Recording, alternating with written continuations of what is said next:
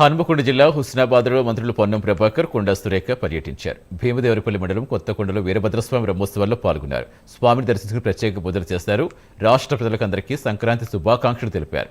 భద్రకాళి సమేత వీరభద్రస్వామిని దర్శించుకోవడం సంతోషంగా ఉందన్నారు. వీరభద్రస్వామి ఆశీస్సులు ప్రతి ఒక్కరిపై ఉండాలని కోరుకున్నట్టుగా చెప్పారు.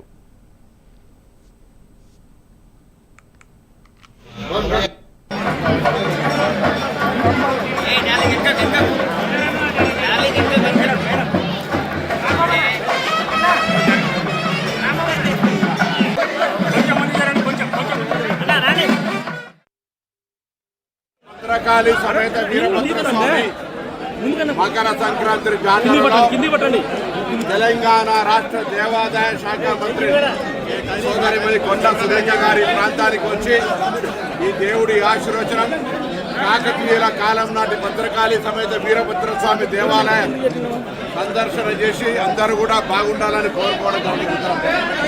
ఈ సందర్భంగా ఈ ప్రాంతానికి సంబంధించి చారిత్రాత్మకమైనటువంటి దేవాలయ అభివృద్ధికి సంబంధించి గతంలోనే శాసనసభ్యుడిగా గెలిచిన తర్వాత మంత్రి గారిని కలిసి స్వయంగా అనేక అభివృద్ధి కార్యక్రమాలకు విజ్ఞాపన చేయడం, వారు సానుకూలంగా స్పందించి దాదాపు 75 కోట్ల రూపాయలకు సంబంధించిన వివిధ ప్రాంతాలు, మాడ వీధులు, ఇతరత్ర అభివృద్ధికి సంబంధించిన అన్ని ప్రతిపాదనలను అనుమతుల స్టేజ్లో ఉండి అవన్నీ కూడా ఈ ప్రాంత భక్తులకు సౌకర్యంగా ఉండే విషయం లోపల పూర్తిగా సహకరిస్తున్నటువంటి గౌరవ మంత్రి కొండా సురేఖ గారికి ధన్యవాదాలు చేస్తూ మంత్రివర్యులైనటువంటి బీసీ మరియు ట్రాన్స్పోర్ట్ శాఖ మంత్రులు పొన్నం ప్రభాకర్ గారి ఇన్విటేషన్ మేరకు వారి నియోజకవర్గంలో ఉన్నటువంటి మరి భీమదేవరపల్లి మండలంలో కొత్తకొండ జాతర మరి భద్రకాళి సమేత జాతరను ఈరోజు దర్శించుకోవడం చాలా హ్యాపీగా ఉంది.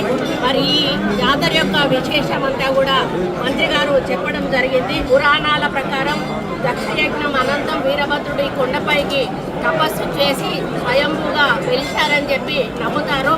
మరి కాకతీయుల కాలం నాడు ఈ ఆలయాన్ని వెంగి చాళుక్యులు నిర్మించారని, తర్వాతి కాలంలో కాకతీయులు బేతరాజు ఒకటి దీనిని పునరుద్ధరించారని చెప్పి చరిత్ర చెప్తా ఉంది. విగ్రహ ప్రతిష్ఠ వచ్చి కీర్తి శకము 1600 ప్రాంతంలో కొందరు కుమ్మరులు కొండపై మరి పంట చెరుకు కోసం వెళ్ళినప్పుడు స్వామివారు వారికి స్వప్నంలో కనిపించారని, ఆపై కొండపై ఉన్న విగ్రహాన్ని కిందికి తెచ్చి ఆలయంలో ప్రతిష్ఠించారని చెప్పి మరి కథనం.